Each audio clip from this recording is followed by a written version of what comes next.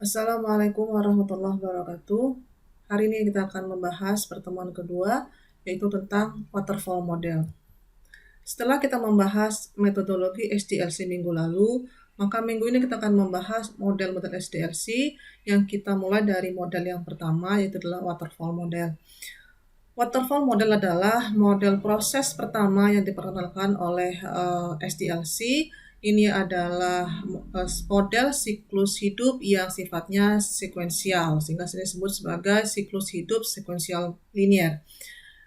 Modelnya adalah model sangat sederhana dan mudah dipahami. Di dalam model air terjun, setiap fase harus diselesaikan terlebih dahulu sebelum fase berikutnya dikerjakan. Sehingga di dalam waterfall tidak ada fase yang dikerjakan tumpang tindih. Model air terjun adalah pendekatan SDLC yang paling awal digunakan untuk mengembangkan perangkat lunak. Model air terjun menggambarkan proses pengembangan perangkat lunak secara linier dan berurutan. Maka disebut juga sebagai model siklus hidup linier sekuensial. Ini berarti bahwa setiap fase di dalam proses pengembangan dimulai hanya jika fase sebelumnya telah selesai. Maka sekali lagi ditegaskan bahwa di dalam model air terjun tidak ada fase yang dikerjakan tumpang tindih. Waterfall model design. Pendekatan waterfall adalah model SDLC pertama yang digunakan secara luas dalam rekayasa perangkat lunak untuk memastikan keberhasilan proyek. Di dalam pendekatan waterfall model, seluruh proses perangkat lunak pengembangan dibagi menjadi fase-fase terpisah. Di dalam model waterfall, hasil satu fase bertindak sebagai input fase berikutnya secara berurutan.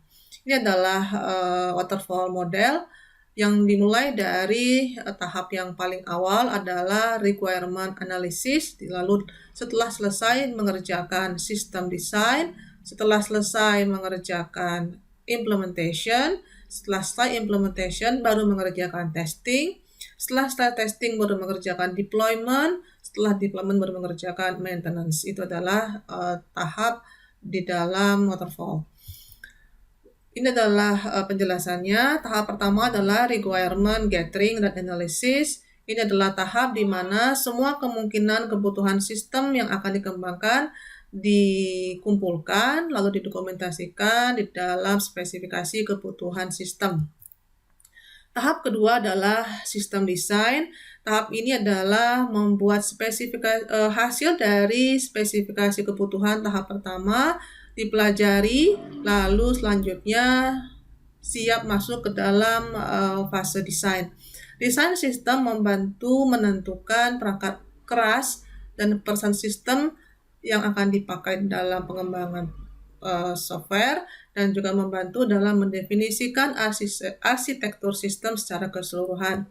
Tahap ketiga adalah implementation. Dengan masukan dari desain sistem, maka sistem pertama kali dikembangkan dalam bentuk program kecil yang disebut dengan unit. Kemudian unit tersebut nanti akan terintegrasi pada fase berikutnya. Setiap unit yang dikembangkan diuji fungsinya di tahap testing. Nah, setelah menghasilkan beberapa unit, berikutnya adalah masuk tahap integration and testing. Pada tahap ini, semua unit yang dikembangkan pada tahap sebelumnya akan diintegrasikan ke dalam sebuah sistem. Kemudian setelah terintegrasi, maka sistem akan diuji untuk mencari apakah masih ada kesalahan atau kegagalan sistem. Lalu berikutnya adalah tahap deployment of system. Setelah selesai tahap pengujian, maka produk siap untuk disebarkan di lingkungan pelanggan atau dilepas ke pasar. Lalu ada tahap maintenance setelah mengetahui apakah ada masalah yang muncul di lingkungan klien. Pada tahap testing maka dan deployment, maka berikutnya adalah memperbaiki masalah tersebut.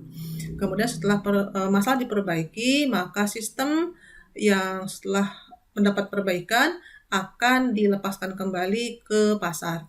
Pemeliharaan dilakukan untuk menyampaikan perubahan ini kepada pelanggan atau kepada pemangku kepentingan terkait.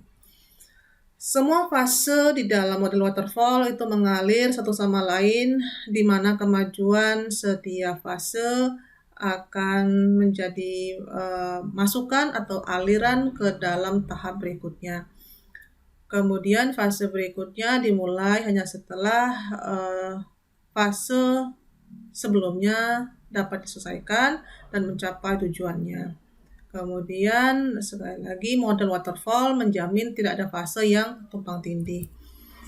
Waterfall model application dalam pengembangan sistem informasi atau perangkat lunak dengan pendekatan SDLC umumnya memerlukan pendekatan SDLC yang berbeda-beda. Pendekatan SDLC yang berbeda ini disebabkan oleh faktor internal dan eksternal sistem yang akan dikembangkan. Ini adalah situasi di mana penggunaan model air terjun atau waterfall paling tepat digunakan jika persyaratan dokumentasi sangat baik, jelas dan tetap, lalu definisi produk stabil, lalu teknologi dipahami dan tidak dinamis, kemudian tidak ada persyaratan yang ambigu, kemudian sumber daya yang cukup dengan keahlian yang dibutuhkan tersedia untuk mendukung produk, lalu dikerjakan dalam waktu yang relatif singkat. Ini adalah beberapa keuntungan dan kelemahan waterfall. Keuntungan waterfall yang pertama adalah memungkinkan untuk departementalisasi dan kontrol. Yang kedua adalah jadwal dapat diatur dengan tenggat waktu untuk setiap tahap pengembangan produk dan dapat dilanjutkan melalui tahap berikutnya secara satu persatu. Kemudian pengembangan bergerak dari konsep, kemudian desain, lalu implementasi, pengujian, instalasi, lalu pemecahan masalah, dan terakhir adalah operasi dan pemeliharaan. Kemudian setiap fase berkembang berlangsung dalam urutan yang ketat. Kerugian dari waterfall adalah tidak memungkinkan banyak refleksi atau revisi. Kemudian setelah aplikasi dalam tahap pengujian sangat sulit untuk kembali untuk mengubah sesuatu yang tidak didokumentasikan atau tidak difikirkan sebelumnya di dalam konsep. Ini adalah keunggulannya. Yang pertama, waterfall adalah model yang sederhana dan mudah dipahami. Yang kedua, waterfall adalah model yang mudah dikelola.